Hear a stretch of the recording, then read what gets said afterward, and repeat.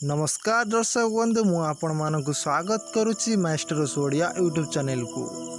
चलतु जानिबा पुरी रे थिबा नरेंद्र पुष्करिणी उपरे। नरेंद्र पुष्करिणी पुरीर पंचतीर्थ मध्यरु अन्यतम। नरेंद्र पोखरी ओडिशार समस्त जलाशय मध्य बड़ एवं पुरी सहरर अन्यतम आकर्षण। एही जलाशयटी 1500 शताब्दी रे निर्माण करा जायथिला बोली गवेषक माने मत देइछन्ति।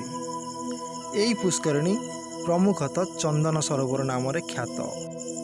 एही पुष्करिणीटी राजा कपिलेन्द्र देवଙ୍କ पुत्र नरेंद्र देवଙ୍କ द्वारा निर्मित होइतिला।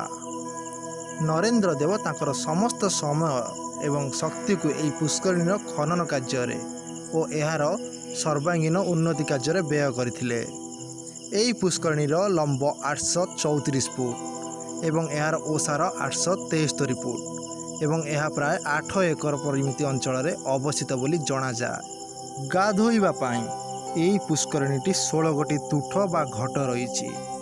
जगन्नाथ महाप्रभुଙ୍କ द्वादश यात्रा मध्यरु चंदन जात्रा मुख्य उत्सव रूपे जनादृत। तेबे आज ये छोट वीडियोटी आपण मानू जदि पसंद आसता है आम चैनल को लाइक करंतु, शेयर करंतु एवं कमेंट बॉक्स रे आपण मतामत लिखंतु। एहीपरि छोट छोट वीडियो देखिया पे आम चैनल को सब्सक्राइब करी पाखे थिबा बेल आइकन टी को प्रेस कर दियंतु।